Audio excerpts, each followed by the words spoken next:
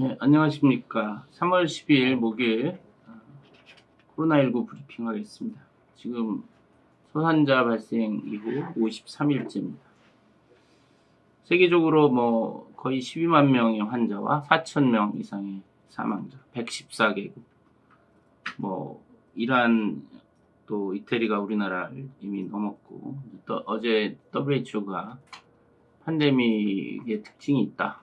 팬데믹을 디클레어한다, 선언한다는 표현은 아니고 코로나19에 대한 팬데믹 기준이 없었기 때문에 아마 그렇게 표현을 에둘러서 팬데믹의 이제 특징을 갖고 있다.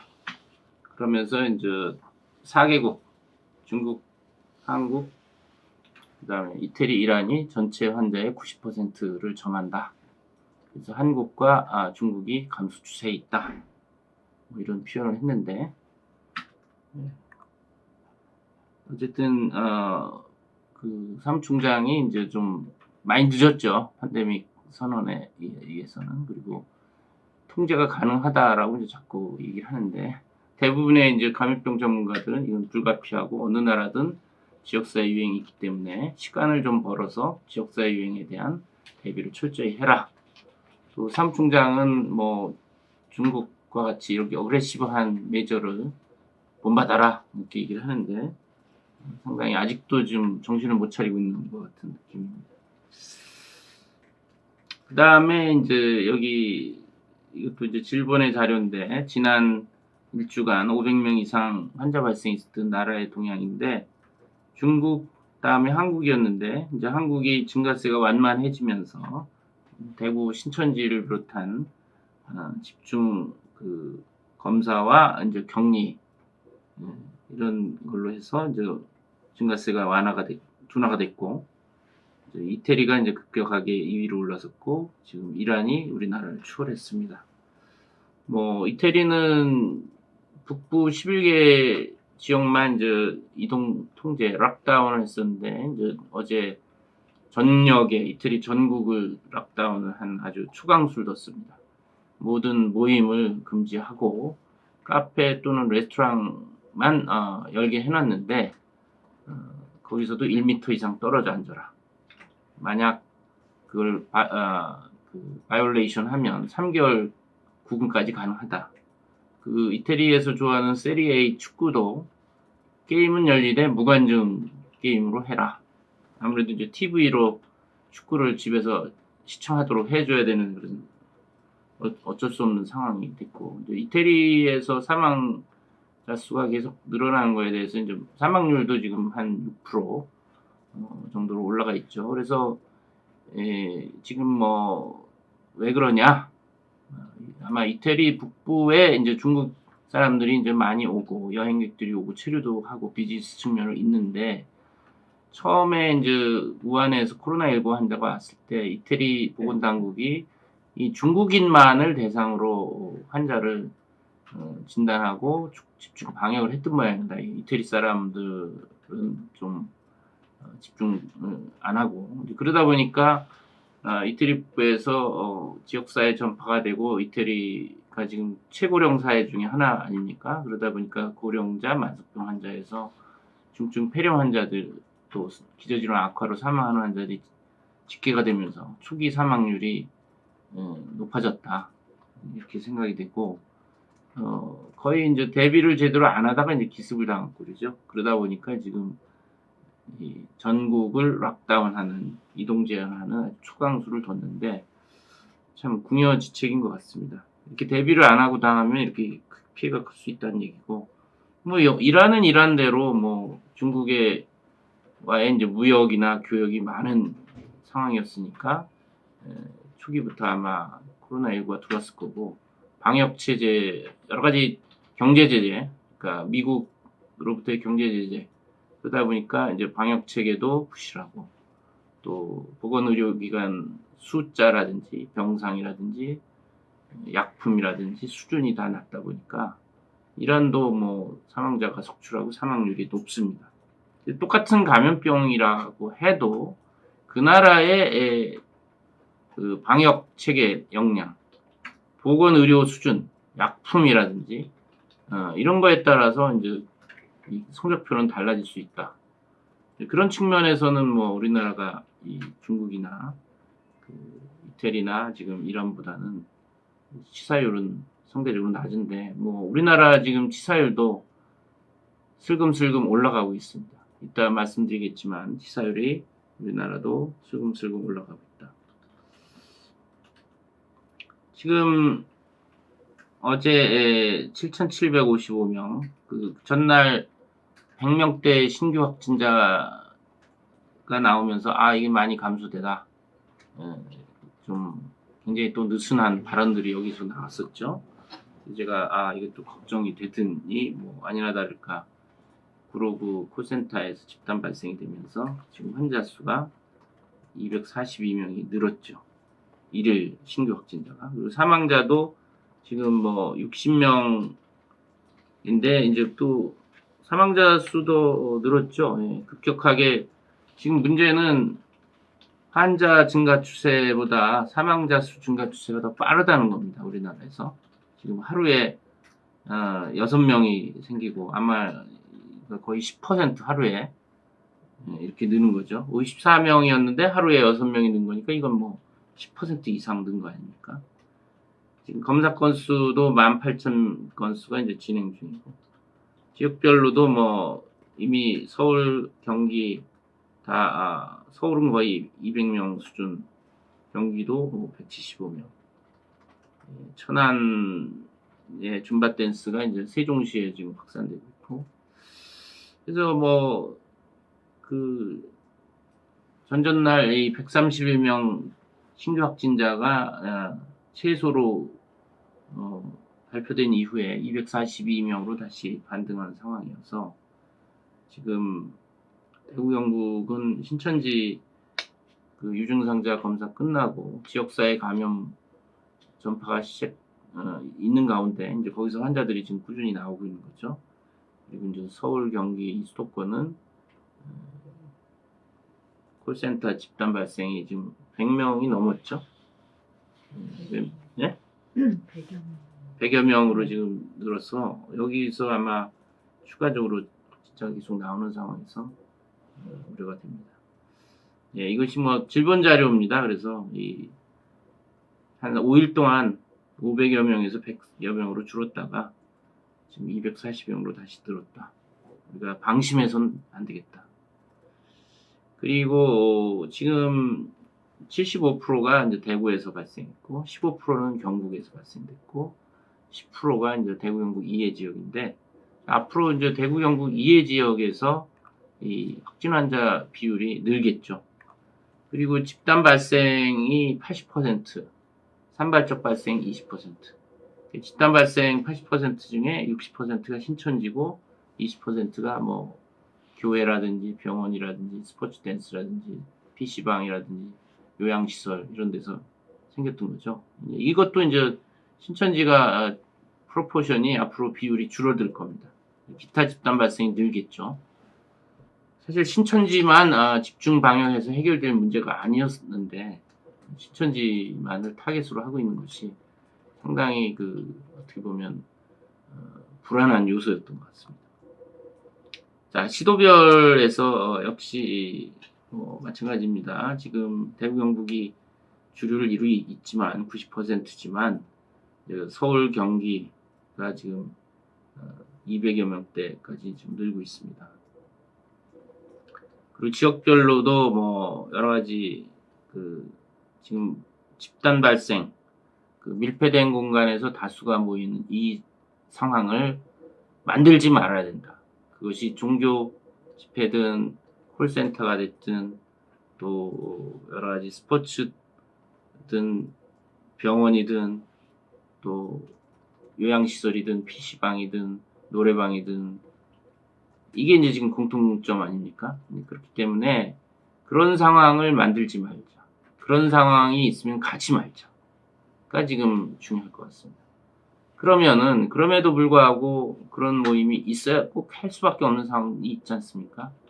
회사라든지 콜센터라든지 회사를 문 닫을 수는 없으니까 최소한 업무 지속을 해야 되는 회의들 그런 상황에서는 우리가 철저히 그 마스크 착용하고 손 씻고 실내 환기도 하고 1m 이상 좀 떨어져서 있고 이런 것들을 지킬 수밖에 없는 거죠.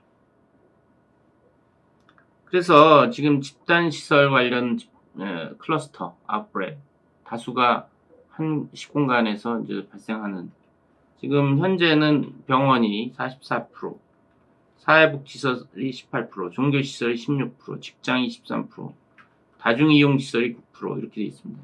그러니까 지금 의료기관이나 요양병원이나 종교시설은 발생해도 물론 이제 그 파급 효과는 단기간에는 크죠. 왜냐하면 병원에 확진자가 생기고 노출자가 격리되고 또 이어서 2차 환자들이 속출하고 의료진이 업무 배제되고 또 그 병원에 다니던 환자들, 입원 환자들이 또 수술이나 이런 진료 차질이 생기니까 당장에 이제 임팩트가 큽니다. 그렇지만은 더 확산하기가 좀 어려운 구조죠. 왜냐하면 뭐 거기에 있던 사람들 동선이나 뭐 CCTV로 다 파악이 가능하고 통제가 어느 정도 가능하다는 장점이 있죠. 사망자는 속출할지라도. 근데 문제는 콜센터와 뭐 다중이용시설 이런 데는 이 구로 콜센터 지금 집단 발생만 봐도 그 건물에 근무한 사람들은 인적사항이나 뭐 이게 다 모니터가 가능하죠. 근데 이분들이 그 지하철이나 뭐 버스를 통해서 출퇴근할 때 거기에 노출된 그 사람들은 불특정 다수를 어떻게 모니터가 불가능합니다. 이제 그렇기 때문에 그런 다중 공공 교통수단 거기에서 노출된 사람들에서 좀 다수의 2차 감염, 3차 감염이 지역사회에 이제 퍼지는 것은 우리가 어떻게 추적이 불가능합니다. 통제도 불가능하고. 어떻게 보면 이제 중증 환자가 돼서 어느 날 병원에 중증 환자들이 많이 나타나는 그런 상황으로 번질 수가 있기 때문에 같은 집단 시설 관련 유행이긴 하지만 통제가 어렵다라는 것이 이런 콜센터나 PC방이나 이런 또 놀이공원이나 앞으로 뭐 지금 뭐 제가 항상 얘기하지만 우리가 상상하지 못했던 장소에서 집단 발생이 또 가능할 겁니다. 여태까지 우리가 의료기관과 사회복지시설, 교회만 봤지만 이 줌바 댄스라는 스포츠 강습에서 또 유행이 생겼고 콜센터에도 생겼고 지금 뭐 PC방, 노래방도 있고 또 어떤 이제는 뭐 어디서 놀이공원이라든지 뭐 여러 가지 사람들이 모이는 그런 데에서도 또 발견할 수 있을 것 같습니다. 지금 대구 경북 지역 이외에는 이렇게 늘고 있다. 그 결국 콜센터 관련해서 서울 경기에 환자가 100여 명이 생기다 보니까 이게 는 겁니다. 그다음에 이제 누적 확진자도 대구 경북 지역은 둔화가 되지만 그 이해 지역은 지금 급격하게 또 증가하는. 그러니까 우리가 대구 경북만 바라보고 있어서는 안 된다. 이제 국면이 대구 국면에서 수도권으로 이제 초점이 지금 이동하는 그런 양상이죠. 마찬가지로 서울 지역의 환자 증가 추세가 이제 갑자기 증가돼 있고 경기 지역도 마찬가지고요.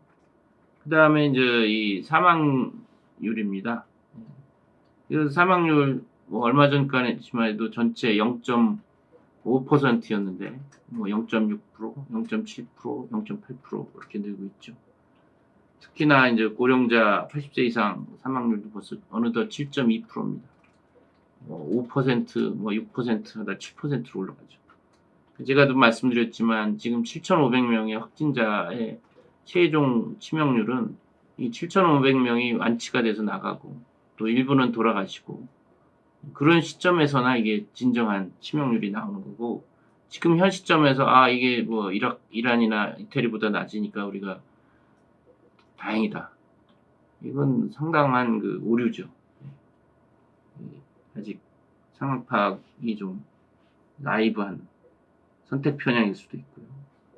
그래서 이제 뭐 또 하나 우리가 눈여겨봐야 될 것은 여성이 62%, 남성이 38%. 제가 누차 얘기하지만 중국의 경우는 남자가 좀 많았습니다. 한국은 여성이 좀 많은데 뭐 이것이 왜 그런지 저도 뭐 신천지의 교회 여자 신도가 많아서 그럴 거라고 이제 추정을 했는데 꼭 그런 것만은 아닌 것 같습니다. 그건 뭐 지역별로 인구 구성, 남녀 비율, 연령별 분포 어쨌든 여성이 남자보다 한 7, 8년은 더 오래 살기 때문에 또 고령자층의 여성이 또 많은 그 비율이 있지 않습니까? 그래서 이거는 좀 시줄 날줄로 분석을 할 필요가 있겠다. 지금 뭐 전 국민 대상으로 사회적 거리두기, 뭐 밀집한 환경에 가지 마라 여러 가지 얘기하지만 그런 일반론적인 조치들도 중요하지만 이 환자가 7,500명의 역학자료, 임상자료를 바탕으로 해서 좀 더 정교한 방역 조치들이 좀 제시돼야 될 필요가 있겠다. 그런 얘기를 드리는 겁니다. 그 다음에 이제 연령별 발생도 이 20대가 30%입니다. 지금 중국에서 50대가 가장 많고 이제 정기분포로 이렇게 양옆으로 내려가는데 우리는 유독 20대가 30%로 많습니다. 이 부분도 제가 왜 그런가 이제 질문도 많고 그래서 이거 뭐 제가 자료를 갖고 있는 것이 아니니까 알 도리가 없죠. 근데 이제 보도에 의하면 신천지가 20대 대학생들을 많이 포섭해서 20대 대학생이 많다. 전 그런 줄 알았어요. 근데 이것도 사실은 질병관리본부가 자료를 공개해서 뭐 분석을 자체적으로 해서 공개하든 분석자를 공개하든 로우 데이터를 이 전문가, 역학이나 임상 전문, 감염 전문가한테 전달을 해서 분석을 좀 요청하든 해서 정확히 알아야 되는데 제가 이제 좀 이 연령별 발생 남녀 비율이 전체는 이런데 과연 어떨까? 서울과 경기와 부산의 자료를 제가 입수해서 분석을 했습니다. 어쨌든 간에 이제 놀랍게도 서울시의 확진 환자 연령별 분포를 보면 지금 남자가 58%고 여자가 42%입니다. 그러니까 전국은 여자가 6대4로 많은데 서울은 오히려 남자가 거의 6대4, 약 남자가 많습니다. 그리고 연령별 분포를 보면 저는 20대가 많은 게 대구 경북의 신천지 거기에 국한된 현상인 줄 알았어요. 그런데 서울시에서도 20대가 23%로 가장 많습니다. 그 다음에 30대가 21%로 그 다음 많습니다. 그러니까 20대, 30대를 합치면 4% 정도. 거의 서울에서의 코로나19 환자의 거의 반에 가까운 수가 20대, 30대다. 뭔가 20대, 30대가 지금 개인 수칙이라든지 집단 생활, 뭐 이런 밀폐당군과의 활동에 있어서 주의를 못하고 있고 20대, 30대에서 코로나19가 지금 계속 유행하고 있다는 얘기죠. 근데 20대, 30대는 가볍게 앓고 지나가다 보니까 본인이 심각하게 생각 안 하고 나는 뭐 깨끗하게 난다고 하니까. 근데 문제는 바이러스는 계속 배출하면서 돌아다니는 거죠. 제가도 뭐 듣는 거로는 뭐 홍대학 클럽이라든지 또 강남의 뭐 PC방, 노래방 또 강남의 이제 놀이공원 이런 데 주말에 20대들이 30대들이 젊은 사람들이 많이 나와 있고 또 마스크도 안 쓰는 사람 많고 이런 상황을 제가 이제 들은 걸 봐서는 지금 뭔가 방역에 있어서 집중 타겟을 20, 30대 홍보를 하고 교육을 해야 되는데 이게 문제가 있다라는 생각을 하게 되는 것이죠. 20대, 30대가 뭐 지금 20대는 사망자 없고 30대는 사망자 1명이지 않습니까? 근데 이 젊은 성인들이 걸려서 집안에 조부모나 임신부나 영유한테 지금 퍼트려가지고 지금 고령자 만성병 기저질환 환자 사망자가 속출하고 있는 거 아닙니까? 그렇기 때문에 이런 전파의 메카닉 그거를 좀 이해해서 정부가 방역에 있어서 좀 구체적으로 홍보도 하고 해야 될 시점이 아닌가. 뭐 좀 늦었죠, 어떻게 보면. 그동안에 자료를 갖고 있으면서 그걸 좀 분석해서 했어야 되는데. 경기도도 마찬가지입니다. 경기도도 놀랍게 남성이 57%, 여성이 43%입니다. 그러니까 서울과 거의 유사한, 오히려 6대4 정도 약 남자가 많습니다. 3월 5일까지의 자료인데, 이 경기도 감염병 관리지원단에서 자료를 잘 분석해서 제공해 준 덕에 이제 제가 말씀드린 남아서도 수도권 서울과 경기는 남성이 많다. 그리고 경기도의 이제 성별 연령별 분포를 보면 경기도는 30대가 26%입니다. 그리고 20대가 40대가 이제 20%고요. 그러니까 어떻게 보면은 20대도 여전히 17%로 많습니다. 그러니까 30대를 중심으로 해서 20대, 40대. 그러니까 전국 자료는 50대가 이제 20대 다음 많은데 여기는 30대가 많습니다. 그래서 여기도 지금 경기도도 마찬가지로 제가 신천지 효과로 추정만 했는데 그게 아니더라는 거죠. 20, 30대의 젊은 성인들이 다수가 걸려서 확진이 된다. 그만큼 20, 30대에서 이 코로나19 예방 조치들이나 인식이나 스스로의 그 감염, 우리가 뭐 손 씻기, 마스크 착용, 뭐 기침 에티켓 뭐 이런 얘기 하지 않습니까? 그리고 다중시설 이용, 노출 이게 안 지켜지고 있다는 거죠. 그래서 20, 30대 성인에서 걸려서 피해는 이제 고령자, 기저질환 환자가 이제 발생하는 그런 상황들이 지금 현상이다. 부산은 조금 오히려 이제 대구 경북의 영향을 많이 받아서 그런지 여성이 56%, 남자가 44%, 여성이 좀 많습니다. 뭐 60%까지는 아니지만 서울, 부산, 서울, 경기와 다른 양상이고, 그 다음에 이제 20대가 36%로 많습니다. 전국의 30%보다 20대가 36%로 많아요. 물론 부산의 이제 숫자가 상대적으로 환자 숫자가 지금 한 90명 정도니까 숫자가 적긴 하지만 그래도 추세는 우리가 알 수 있죠. 이 부산에서 20대가 많은 거는 그 온천교회와 관련된 집단 발생에서 이제 53%가 20대라고 합니다. 아무래도 교회에 이제 청년부라든지 이런 모임이 있다 보니까 아마 그렇지 않았나 그런 생각이 들고, 어쨌든 결론적으로 지금 우리가 방역에 있어서 이 연령별 분포, 남녀 성의 이제 차이가 지역별로 다르다. 결론적으로 20, 30대가 그래도 다수의 환자를 차지하고 20, 30대가 이 코로나19 감염 예방이 잘 안 되고 있다. 뭐 인식도도 낮다. 뭐 이런 얘기도 일각에서 있을 정도로 20, 30대에서의 코로나19 예방 교육, 준수 이게 상당히 중요하다.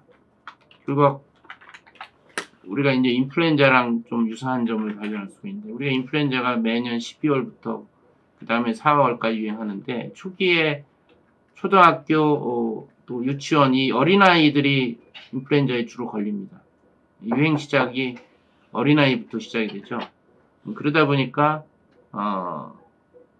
그 아이들에서 인플루엔자 환자가 폭발적으로 발생하면 인플루엔자 시즌이 시작이 됐다 이렇게 알 수가 있는데, 근데 아이들은 열나고 기침하고 콧물 흘리면서 잘 놀아요. 가볍게 앓고 지나가고 이 아이들에서 그 중증으로 가는 일은 매우 드뭅니다. 물론 영유아에는 예외죠. 영유아가 아닌 제가 얘기하는 초등학교 아이들을 얘기합니다.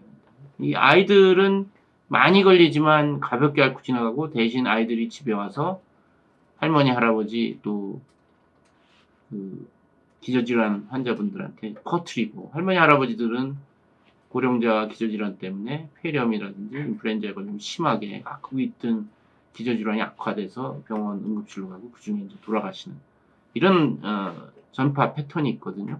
그러니까 지금 코로나19가 아이가 아니라 오히려 20, 30대가 이제 그 전파 매개원 역할을 하는 거죠. 본인들은 가볍게 앓고 지나가고 대신 이노선트 바이스탠더 이펙트라고, 가족 중에 고령자와 기저질환 있는 임신부 이런 분들이 이제 감염이 돼서 피해를 입는 이런 패턴을 보이고 있다. 인플루엔자와 이제 유사한 점도 있고 또 그 소스가 20, 30대라는 측면에서 20, 30대를 대상으로 한 대대적인 홍보 캠페인이 필요하겠다. 이런 말씀을 드리겠습니다. 이상 이제 준비한 자료는 말씀드렸고요. 질문 있으면 좀 뵙도록 하겠습니다.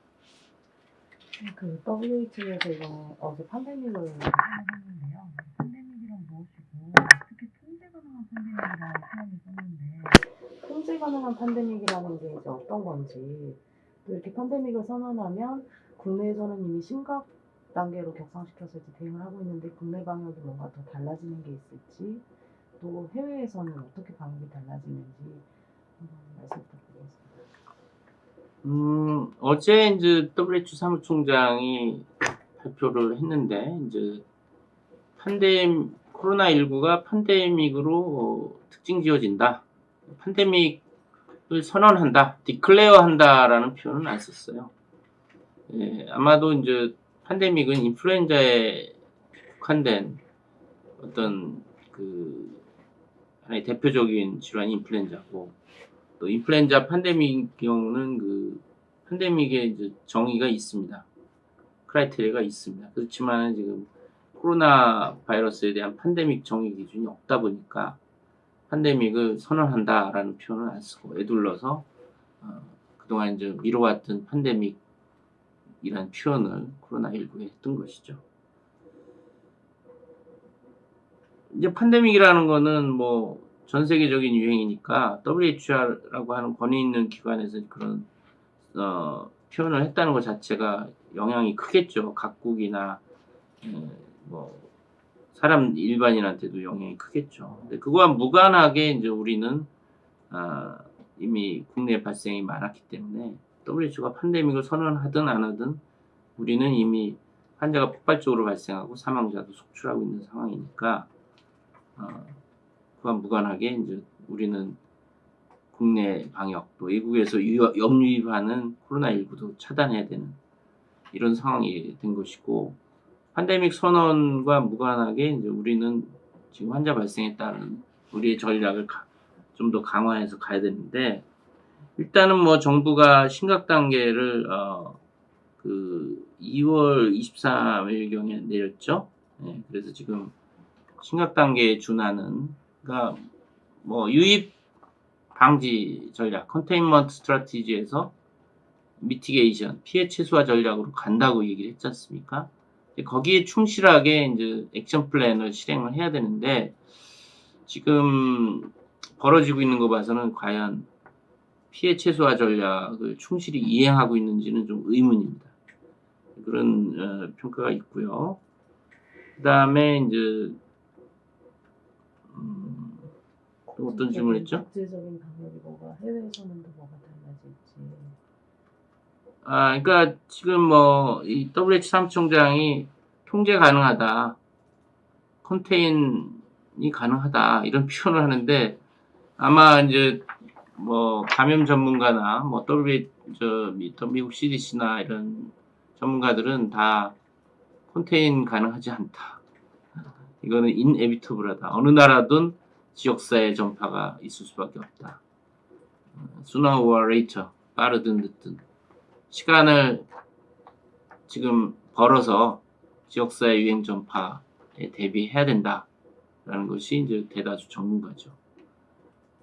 그러니까 뭐 WHO 사무총장 입장에서는 희망적인 메시지를 계속 주는 그런 게 필요했을 수도 있습니다. 제가 외교관이 아닌가 이제 얘기를 드렸었는데 이 사람이 이제 이디오피아 외교부 장관도 했고 보건부 장관을 했습니다. 그래서 보건 전문가라기보다는 오히려 외교 전문가 같은 수사가 있어서 사실 그런 표현들을 우리가 그대로 고지고대로 믿었다가는 우리가 뒤통수를 맞을 가능성이 있습니다. 그래서 컨테이너블 하다, 컨테인 가능하다 라고 얘기하는 것은 사실은 다들 전문가들은 동의하지 않고 있는 것이고 지금 뭐 말씀드렸지만 우리나라의 이제 병원들도 각자 도생이라고 하는 정신으로 철저히 철통방어를 하는데 지금 코로나19 이 팬데믹 상황에서 각 나라 어떻게 해야 되느냐? 각국은 각자 도생을 해야 되는 거죠. 남의 나라 형편을 살필 겨를이 어디 있습니까? 지금 초기부터 뭐 미국도 그렇고 많은 나라들이 입국 제한하고 그 각자 도생 정신으로 시작했지 않습니까? 왜냐하면 이 코로나19가 범상치 않은 바이러스라는 걸 알았던 것이죠. 치료제도 없고 백신도 없고 전파력 빠르고 치사율은 전반적으로 낮지만 뭐 어쨌든 고령자나 기저질환에서 사망자를 속출하는 걸 알고 있었기 때문에 이게 종래에 우리가 생각하는 감염병 유행하고는 다르다. 그런 생각을 해서 각국이 각자 도생을 하고 있는 편이다. 그런 얘기를 하는 것이고, 각국이 뭐 보건 역량이 있는 나라는 뭐 독일 같은 경우는 뭐 굳이 입국 통제 안 하겠다는 거고, 이탈리아는 중국 우한에서와 같은 락다운을 한 거고, 각자 형편에 따라 지금 하는 거지. 이거 지금 남의 형편 그 돌볼 여유가 없는 거고, WHO 사무총장도 아마 이 아프리카라든지 이 열악한 보건 의료 체제 있는 그런 나라들 걱정이 더 앞설 겁니다. 선진국들이야 뭐 WHO 사무총장이 뭐라고 하든 각자 지금 열심히 하고 있는 상황이라고 할 수가 있죠. 국내에서 리테일 공간 콜센터 같은 곳에서 집단 발생이 속출하고 있는데요. 혹시 콜센터 이외에도 좀 주의해야 될 만한 곳들이 있을까요? 예의주시해야 될 만한 곳들이. 지금 앞서도 말씀드렸지만 이 코로나19는 우리가 상상 가능하고 또 우리가 익히 알고 있는 상식선에서 대응하면 안 됩니다. 지금 뭐 교회, 병원, 요양시설, 지금 콜센터, PC방, 뭐 노래방, 뭐 스포츠센터. 우리가 과거에 메르스 때는 병원만 생각을 했던 거거든요. 지역사회 감염 전파는 없다. 그러니까 우리가 방역 시스템을 병원만 중심으로 하면 실패할 수밖에 없는 거죠. 지금 상상 이상의 그 아이디어를 짜내서 선제적으로 해야 된다. 우리가 좁은 공간에 많은 사람들이 모이는 장소는 많죠. 지금 열거한 거 이외에도 지금 식당에서도 그 사람과 식사하면서 전파한 사례도 있는 것이고, 제가 뭐 굳이 뭐 제가 얘기를 뭐 안 해도 이 놀이공원 같은데 주말에 이게 뭐 널찍이 떨어져 있으면 모르는데 빽빽하게 뭐 이런데 그 서로 밀착해서 앉아 있으면서 그 중에 환자가 있다고 하면 그런 데서도 전염이 될 수 있는 거거든요. 그러니까 우리가 터지고 나서 그때 대책을 세우지 말고 좀 선제적으로 상상력을 좀 발휘할 필요가 있겠다. 그런 생각을 좀 하게 됩니다. 특히 지하철에서 되게 출퇴근 시간에 밀집도가 높은데 혹시 이게 마스크를 끼는 것만으로도 이게 충분히 감염 위험을 막을 수 있다라고 할 수 있을까요?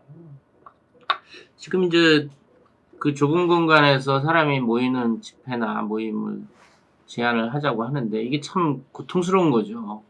회사는 영업을 유지하고 이윤도 내고 생존을 해야 되고 개개인은 또 직장을 다녀야 또 생계가 유지가 되니까.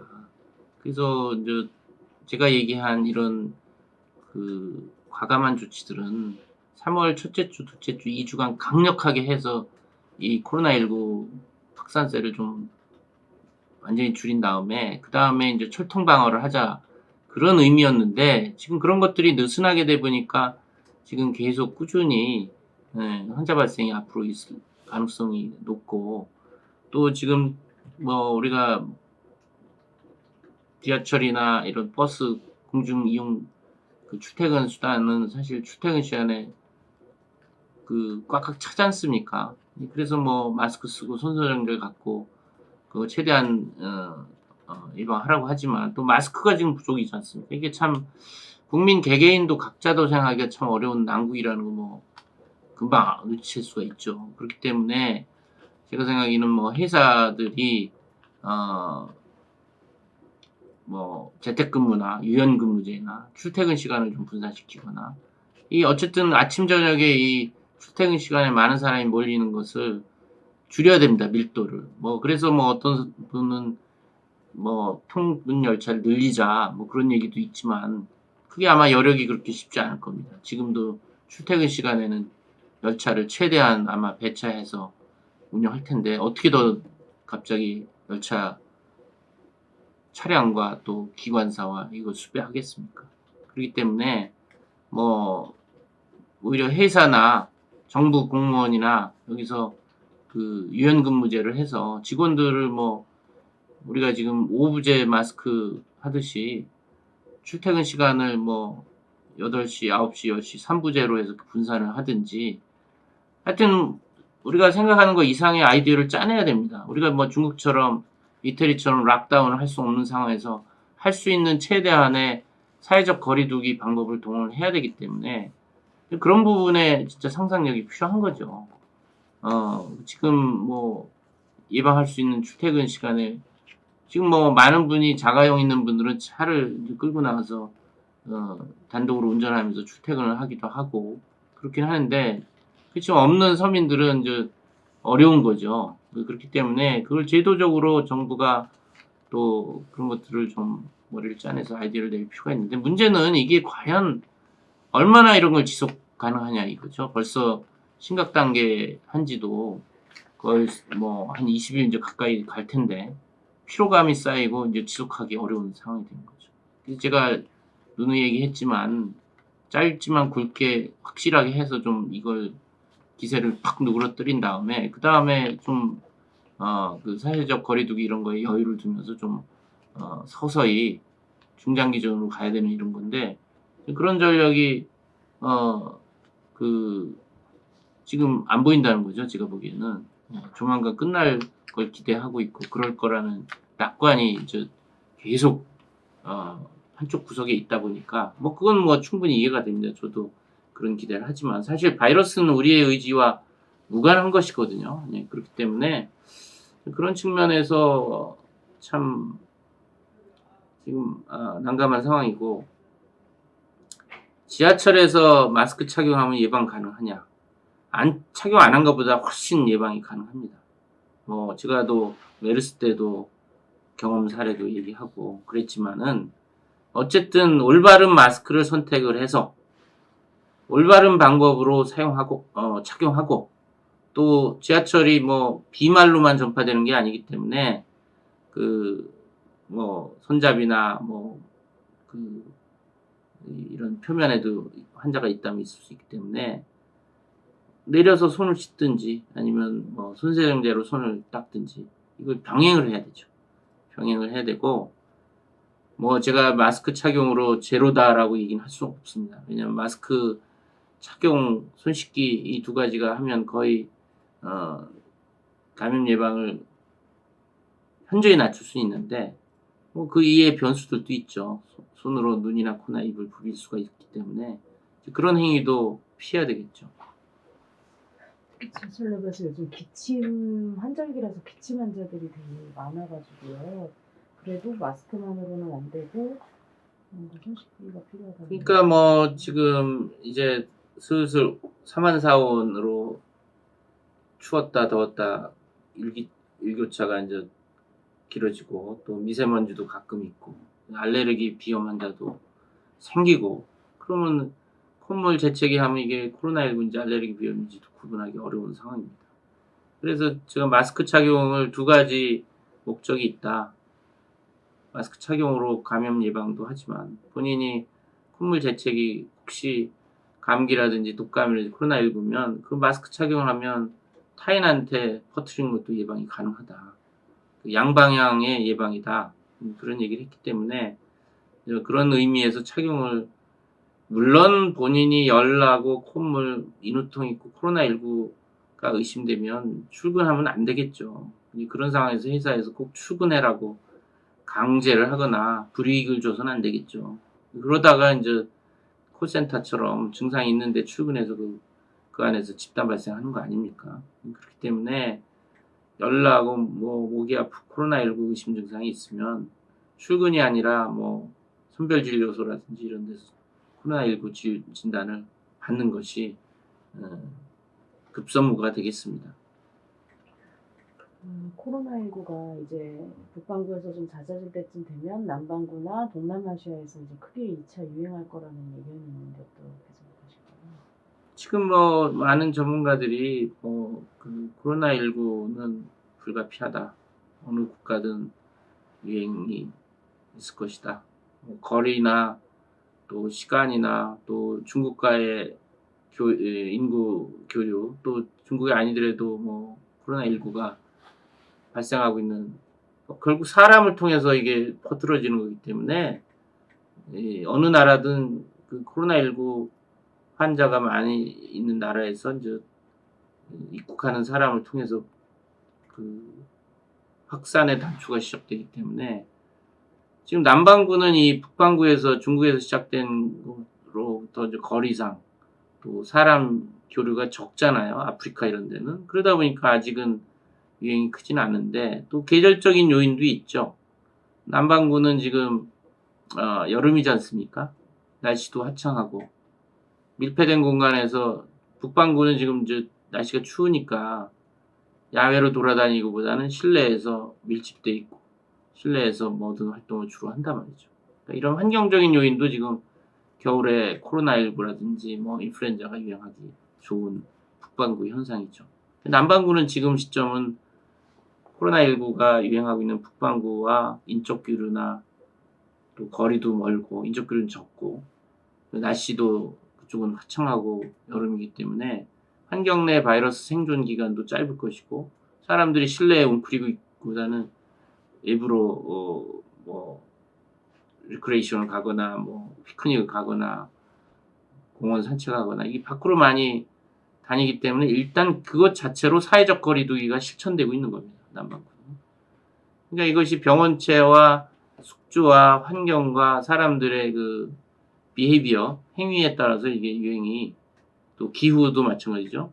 그 영향을 해서 이게 커지고 줄어드는 겁니다. 그래서 지금은 북반구가 주로 코로나19 유행을 겪고 있지만, 이것이 서서히 이제 북반구가 봄, 여름이 되면, 여름 때쯤 가면 이제 남반구, 호주나 남미나 이 남아공이나 이런 데가 유행이 더 커질 것이다.